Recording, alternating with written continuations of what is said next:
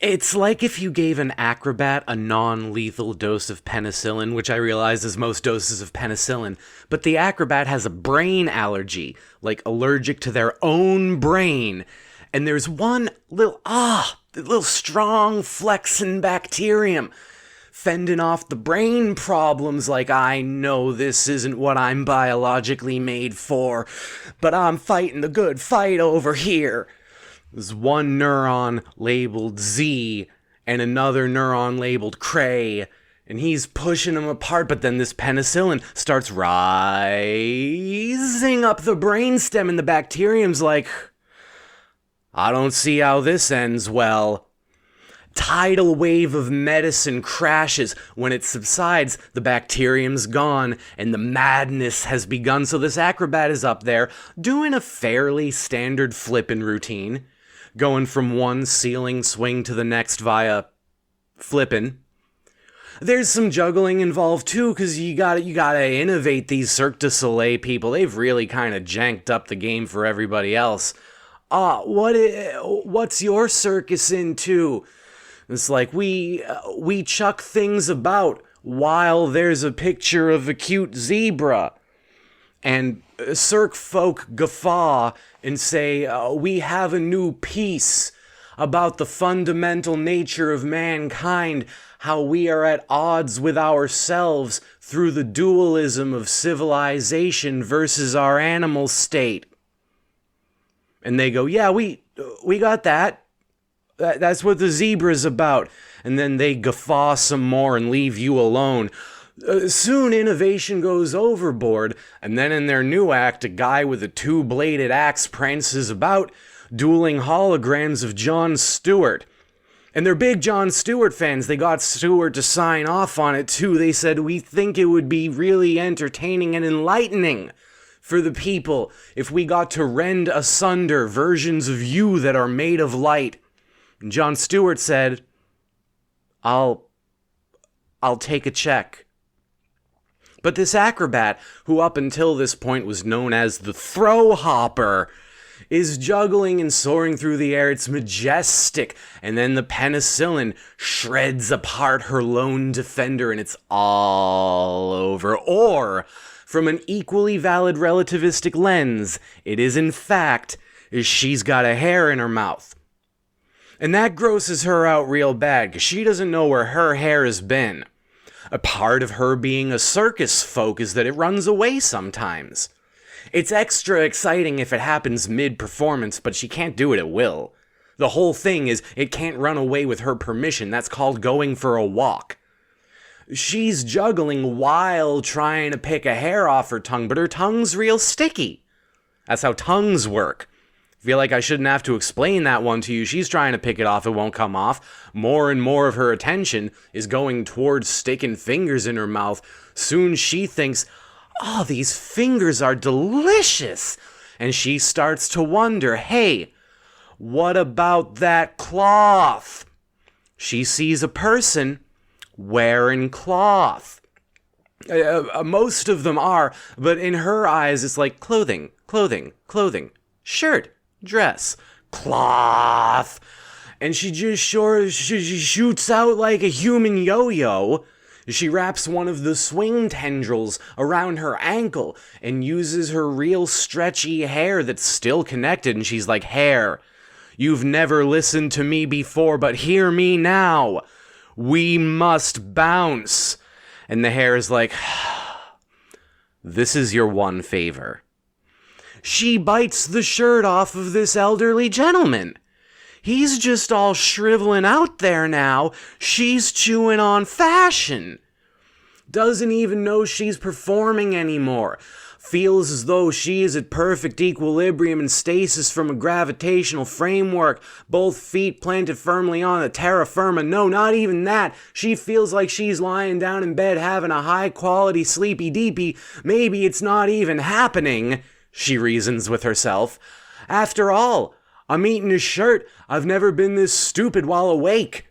Meanwhile, her brain is splitting between its own civilization and animal state and punching itself in the chest because, hey, allergy, brain's thinking, I am germs.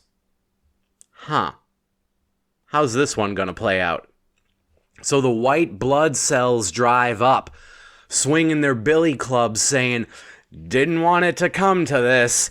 And the brain's like, you realize that if I go away, you go away.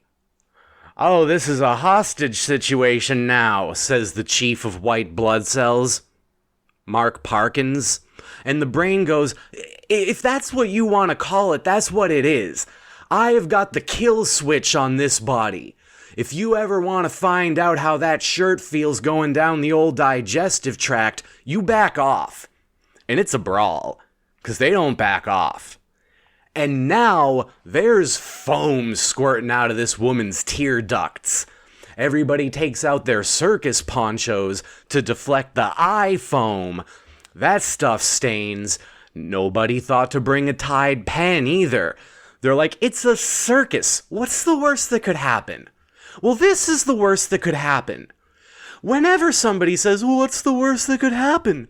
She says no. No, the worst that could happen is she follows you home, then hits you with the chloroform, sprays a lidocaine mist down your throat, and uses hedge trimmers to remove your uvula, then tapes it to your forehead.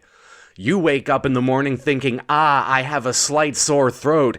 Go into the bathroom and you happen to notice your slight sore throat is because your friggin' uvula is now part of your face. That's the worst that could happen. And you want to know the crazy thing? No, it isn't. That's the worst I could think of in this moment. She can do a lot more than say no. Thank goodness everybody bought the ponchos. They thought, this is going to make an excellent souvenir. 25 years from now, when my life is a pile of cinders and none of my dreams have come true, and I'm locked away, alone, aging, and afraid of what the future holds, I'll be able to look in that one drafty doorway where I can't afford proper insulation, so I just taped up a circus poncho and be like, I remember the circus. That was my last good day. The iPhone's not the end of it. If only it were. Then you go home and tell a story to your friends on the Ultima Online forums about, hey, there was a twitchy acrobat squirting out of her eyes, ate a dude's shirt. But it keeps escalating. She's an acrobat. She's a performer. Even if her brain is awash in sanguine enzymes, chomping through the electricity that makes her thoughts cohere until there's nothing but a disjointed stream of consciousness polluted from the butt of an upset stomach hippo. As long as she's still flying through the air with the greatest V's, the escalation must continue. It all goes wrong when she finally gets the hair off her tongue. Yes, there was actually a hair. Must have been mixed in with the penicillin. You know, sometimes when your pharmacist doesn't wear the hairnet tight enough, it goes down. Oh, the hair comes out, she's looking at it, she's like, I don't remember being a redhead. What is happening? Drops the hair, and somehow, despite its coating of tenacious acrobat saliva, it just drops. It doesn't flutter. It plummets like metal, like she just pulled a screw out of her head, and maybe an important one. In her mind, she's now juggling severed elephant ears, and all the audience people have grown candles out of their nose tips, and she's like, what happens when the noses burn down?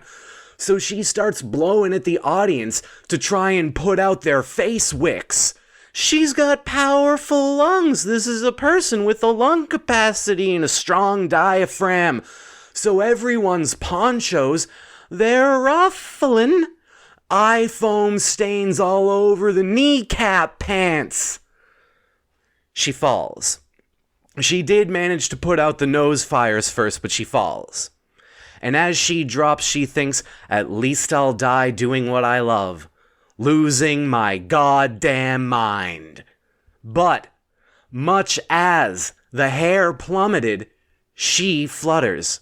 The crowd previously distracted by being angry about pants, is riveted once more. They're like, how is this possible?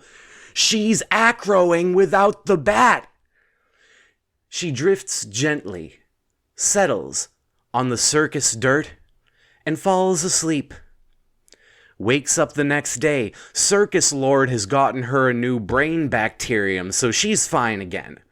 Checks in with the doctor. They wind up calling it a penicillin allergy. Misdiagnosis, but it will be enough to keep her safe. For at least another 30 or so performances, until them sniffles creep back in.